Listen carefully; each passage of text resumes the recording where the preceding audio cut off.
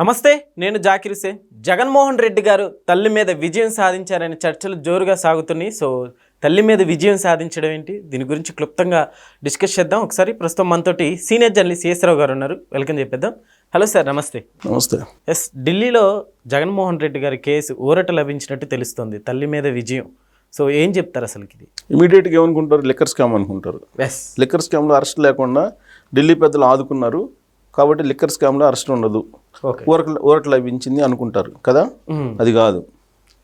ఏంటి ఊరట అని అంటే, ఆయన తన తల్లి విజయ్ గారి మీద వేసినటువంటి కేసులో ఆయనకు అనుకూలంగా తీర్పు వచ్చింది. ఎక్కడ? నేషనల్ కంపెనీ లా ట్రిబ్యునల్ దగ్గర. ఓకే. నేషనల్ కంపెనీ లా ట్రిబ్యునల్లో ఆస్తులకు సంబంధించి పిటిషన్లు వేసుకున్నారు వీళ్ళు. ఈ పిటిషన్లకు సంబంధించి వాద ప్రతివాదనలు జరిగాయి. ఈ వాద ప్రతిపాదనలో ఆయన తల్లి విజయ గారి మీద ఈయన విజయం సాధించారు. ఆవిడకి ఇచ్చినటువంటి ఆస్తుల్ని మళ్ళా తిరిగి లాక్కున్నారు. ఎన్సిఎల్టీ ద్వారా. అంటే ఏం చెప్తారు సార్? ఓడిపోయినట్టే అంతే కదా. కోర్టులో NCLT national company law tribunal ఇచ్చినటువంటి తీర్పు అది. ఏ ఇష్యూలో తీర్పు ఇచ్చింది? వీళ్ళిద్దరు ఎక్కడ వాద ప్రతివాదనలకి వాళ్ళు కేంద్రీకరించుకున్నారు? ఢిల్లీలో ఉండేటువంటి ఎన్సిఎల్టీ దగ్గర పిటిషన్లు వేసుకున్నారు పరస్పరం. ఏ విషయంలో అంటే ఆస్తుల విషయంలో. ఏమేమి ఆస్తుల విషయంలో? సరస్వతి పవర్కు సంబంధించిన ఆస్తుల విషయం, భారతీయ సిమెంట్కి సంబంధించిన ఆస్తుల విషయం, అలాగే పేపర్ ఇందిరా టెలివిజన్కి సంబంధించింది, సాక్షి మీడియాకు సంబంధించినటువంటి ఆస్తులకు సంబంధించింది, అలాగే బెంగళూరులో ఉండేటువంటి హౌస్, యలహంకలో ఉండేటువంటి హౌస్కు సంబంధించి ఇవన్నిటిలో భాగం కావాలి అని చెప్పేసి వీళ్ళు షర్మిల గారు, విజయం గారు ఇద్దరు పిటిషన్ వేశారు. ఎంఓయూ ప్రకారం ఆ ఆస్తులు మాకు ఇచ్చేయండి అని. ఓకే. అప్పుడు ఆయన ఏం చేశారు? నేను అప్పుడు ఎంఓయూ రాశాను, కానీ మీ ప్రవర్తనలో బాగలేదు కాబట్టి నాకు ఇప్పుడు మీ మీద ప్రేమ తగ్గింది. నేను గిఫ్ట్గా ఇచ్చినటువంటి ఆస్తుల్ని నేను మళ్ళీ వెనక్కి తీసుకుంటున్నాను. అప్పుడు నేను రాసినటువంటి ఎంఓయూ చెల్లదు. ఇప్పుడు నాకు అప్పుడు ప్రేమ ఉంది మీ మీద, నాకు ఇప్పుడు ప్రేమ లేదు కాబట్టి ఇప్పుడు చెల్లదు అని చెప్పి కోర్టులో వేశారు. ఓకే. కోర్టులో వేస్తే అప్పుడు ఆ ఎంఓయూని బేస్ చేసుకుని వీళ్ళు ఒక పిటిషన్ వేశారు. దాని మీద వాద ప్రతివాదనలు జరిగాయి ఢిల్లీలో. ఓకే. జరిగితే ఈ వాద ప్రతివాదనలు విన్న తర్వాత ఎన్సిఎల్టీ ఏం చెప్పిందంటే, ఆ ఎంఓయూ ప్రకారం జగన్మోహన్ రెడ్డి గారు ఆస్తులు ఇవ్వరు కాబట్టి మీకు ఆస్తులు లేవు అని చెప్పింది. దాని మీద ఇప్పుడు జగన్మోహన్ రెడ్డి గారు విజయం సాధించారు, భారతిరెడ్డి గారు విజయం సాధించారు ఆ కేసు విషయంలో.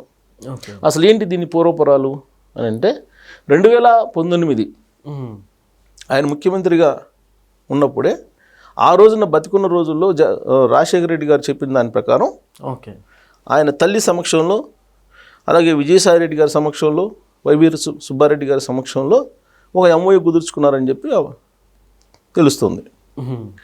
ఆ ఎంఓయూ ప్రకారం ఏంటంటే, ఉన్నటువంటి ఆస్తుల్లో ఓకే 60% జగన్మోహన్ రెడ్డి గారికి, 40% షర్మిల గారికి అని చెప్పి ఎంఓయూ కుదుర్చుకున్నారు.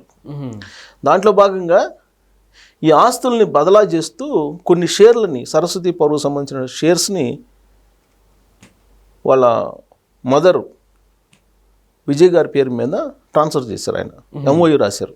ఓకే. 2019 ముఖ్యమంత్రి అయిన తర్వాత ఎంఓయూ రాశారు. ఎంఓయూ రాస్తే ఆ ఎంఓయూ ప్రకారం సరస్వతి పవర్స్లో షేర్లు ఆవిడకి రావాలి. అంతే కదా. ఒప్పందం జరిగింది, అగ్రిమెంట్ రాసుకున్నారు, మెమరాండం ఆఫ్ అండర్స్టాండింగ్, దాని ప్రకారం షేర్లు ఇవ్వాలి. కానీ ఆ తర్వాత జరిగిన పరిణామాలు ఏంటి? షర్మిల గారు ఇక్కడ వైఎస్ఆర్ తెలంగాణ పార్టీ పెట్టడం, ఇవన్నీ జరిగాయి. ఆ పార్టీ పెట్టకముందే ఈ ఆస్తులకు సంబంధించినటువంటి గొడవలు నడిచాయి.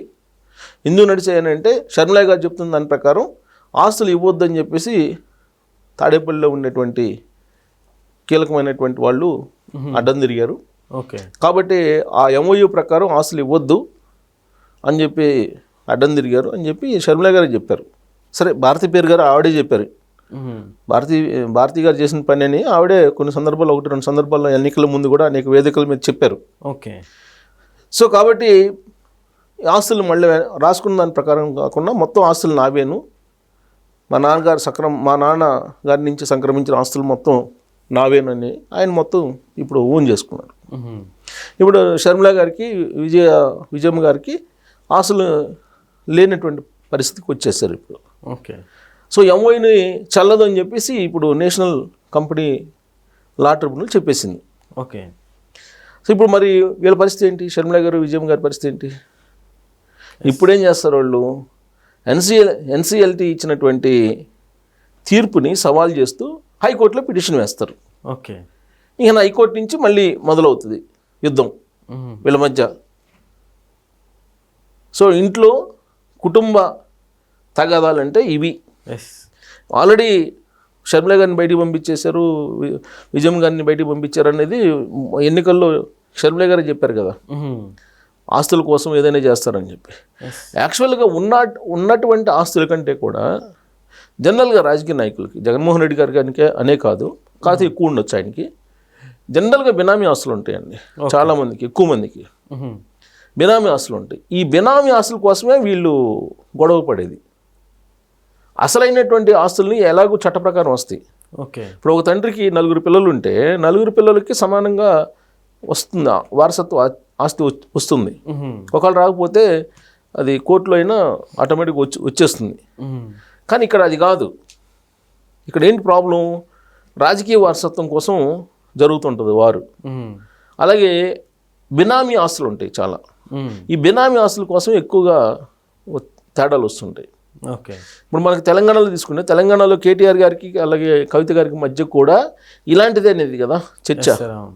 ఇప్పుడు ఆవిడ మరి ఇప్పుడు కేటీఆర్ గారిని విభేదించి వెళ్ళిపోతున్నారు కదా. ఎందుకు వెళ్తున్నారు అని అంటే రాజకీయపరమైనటువంటి వారసత్వం, అలాగే ఆస్తులకు సంబంధించినటువంటి వాటాలు. ఈ ఆస్తులకు సంబంధించిన వాటాలు ఏంది? మనకు కనిపిస్తున్నటువంటి చట్ట ప్రకారం ఉన్నటువంటి ఆస్తులకు సంబంధించింది కాదు. చట్ట ప్రకారం ఉన్నటువంటి ఆస్తులు ఎలాగో వస్తాయి, ఓకే, చట్ట ప్రకారం వస్తాయి, ఇవ్వాలి కూడా వారసత్వంగా ఇచ్చి తీరుతారు. ఇది కాదు, మనకి కనిపించినటువంటి ఆస్తులు ఉంటాయి. ఆ ఆస్తులకు సంబంధించి వివాదాలు వస్తుంటాయి వీళ్ళకి. ఎక్కువ మందికి రాజకీయ కుటుంబాల్లో ఆస్తులు గొడవలు అని అంటే ఇలాంటివే వస్తూ ఉంటాయి. కనిపించినటువంటి ఆస్తుల కోసమే విభేదాలు వస్తుంటాయి. ఆ పరిణామ క్రమంలో వచ్చేటువంటి పర్యవసానాలు ఏంటంటే ఇదే, రాజకీయ పార్టీలు వేరుగా పెట్టుకోవటం. ఇప్పుడు ఆమె తెలంగాణ జాగృతి అని చెప్పి ఒక ప్రత్యేక దుకాణం రన్ చేస్తున్నారు. అక్కడ ఆంధ్రప్రదేశ్కి వచ్చేటప్పటికి కాంగ్రెస్ పార్టీలో ఆవిడ బాధ్యతలు స్వీకరించి కాంగ్రెస్ పార్టీ పగ్గాలు చేపట్టారు. ఇక్కడ వైఎస్ఆర్ తెలంగాణ పార్టీ పెట్టారు. ఇక్కడ వైఎస్ఆర్ తెలంగాణ పార్టీ పెట్టి కొన్ని రోజుల పాటు ఇక్కడ నడిపారు. నాకు పుట్టినీళ్ళు ఆంధ్రప్రదేశ్ అయితే మెట్టినీళ్ళు తెలంగాణ అని చెప్పేసి ఇక్కడ నడిపారు. ఆల్ ఆఫ్ సడన్గా ఇక్కడ పార్టీని వైండప్ చేశారు. ఎందుకు వైండప్ చేశారు? ఇది వైండప్ చేస్తేనే నేను ఈ ఆస్తులకు సంబంధించినటువంటి వివాదాలు మాట్లాడుకుందాం అని చెప్పి ఒక కండిషన్ పెట్టారు జగన్మోహన్ రెడ్డి గారు. అందుకే వైండప్ చేశారు అనేది ఒక టాక్ ఉంది. ఓకే. అంటే ఇక్కడ ఎందుకు ఇక్కడ క్లోజ్ చేయించాలి? ఎవరు క్లోజ్ చేయించమన్నారు? వైఎస్ఆర్ కాంగ్రెస్ పార్టీకి ఎవరు చెప్పారు? జగన్మోహన్ రెడ్డి గారికి బీఆర్ఎస్ పార్టీ వాళ్ళు చెప్పారు అనేది కదా. BRS party, YSR Congress party, Kalvakuntla family, YS family వేరు కాదు కదా, ఒకటే అనేది తెలుగు ప్రజలందరికీ ఎక్కువ మందికి తెలుసు. ఆ రెండు పార్టీలు కూడా ఒకటే, వేరు పేర్లు ఉన్నప్పటికీ ఒకే తాళ్ళలో ముక్కలు. ఇక్కడ వైఎస్ఆర్ తెలంగాణ పార్టీని క్లోజ్ చేయించాలని చెప్పి ప్రెజర్ చేస్తే జగన్మోహన్ రెడ్డి గారు ఒత్తిడి తీసుకొచ్చి క్లోజ్ చేయించారనేది ఒక వర్షను వినిపిస్తూ ఉంటుంది. ఆవిడ ఆ పార్టీని వైండప్ చేయడం వెనక ప్లస్ ఫోన్లు కూడా ట్యాప్ చేశారని చెప్పి చెప్పారు కదా ఆవిడే. ఓకే. ఆవిడ ఫోన్లు ట్యాప్ చేసి జగన్మోహన్ రెడ్డి గారికి పంపించారని చెప్పి చెప్పారు కదా, షర్మిల గారే చెప్పారు కదా. ఆ రోజున ఇక్కడ బీఆర్ఎస్ పార్టీ కేసీఆర్ గారు ముఖ్యమంత్రిగా ఉన్నప్పుడు ఫోన్ ట్యాపింగ్లో షర్మిల గారి ఫోన్ కూడా ట్యాప్ చేసేసి జగన్మోహన్ రెడ్డి గారికి పంపించారని చెప్పేసి ఆవిడే చెప్పారు కదా. అంటే ఆ మొత్తం ఎపిసోడ్ని అక్కడ ఇక్కడ వీళ్ళిద్దరు కలిసి నడిపారు. ఓకే. మధ్యలో ఆవిడ పార్టీ వైండప్ చేసేలాగా చేసేసారు. ఎట్టకేలకు కాంగ్రెస్ కోర్టులో ఆవిడని వదిలేశారు. సో ఇప్పుడు ఆస్తులు నేషనల్ కంపెనీ లా ట్రిబ్యునల్కి పోయేసి ఆ ఆస్తులు కూడా లాగేసుకున్నారు. ఆ తల్లి మీద విజయం ఇప్పుడు తల్లి మీద పిటిషన్ వేసి గెలిచారు ఆయన. మరి ఊరటే కదా జగన్మోహన్ రెడ్డి గారికి అను అలాగే భారతిరెడ్డి గారికి. సార్ చట్టమేమో కానీ అసలు విన్న వాళ్ళకి అంటే ఏపీ ప్రజలకి ఏమనిపించింది అంటే ఏం చెప్తారు? తల్లి మీద గెలిచారంటే ఏమైంది? ఇప్పుడు వైఎస్ఆర్ కాంగ్రెస్ పార్టీ వాళ్ళు చాలామందిని మీరు కనిపిస్తే కనుక ఎవరైనా ఫ్రెండ్లీగా ఉంటే మాట్లాడితే ఏ కుటుంబం లేవు, అన్ని కుటుంబాల్లో ఉన్నాయి కదా ఇలాంటి గొడవలు. బట్ ఈ కుటుంబం అంటే ప్రజల కోసం అంటే ప్రజల్లో ఉన్న కుటుంబం సార్ అంటే అదే అందుకనే మాట్లాడుకుంటున్నారు, అన్ని కుటుంబాలు ఉండేది కదా అని చెప్తున్నారు వాళ్ళు. కొంతమంది వైఎస్ఆర్ కాంగ్రెస్ పార్టీ వాళ్ళు, నా మిత్రులు కొంతమంది ఉంటే, ఇంటి ఆస్తుల కోసం ఏంటబ్బా అని ఇలా చేస్తే అలా, ఆయన మీద గుడ్ విల్ ఉంది కదా, విశ్వసనీయత, తర్వాత మాట తప్పని మడిమ తప్పని నాయకుడు అని చెప్పి మీరు అంటుంటారు కదా, మరి ఏంటి ఇదని అంటే, ఏ కుటుంబంలో ఏమన్నా గొడవలు, కాకపోతే వాళ్ళకి డబ్బులు బాగున్నాయి కాబట్టి మాజీ సీఎం కాబట్టి చెప్పుకుంటున్నారు, చెప్పుకొని అన్న అని అంటున్నారు వాళ్ళు. మరి దానికి మనం ఏం చెప్తాం? Sir okay okay sir, thank you.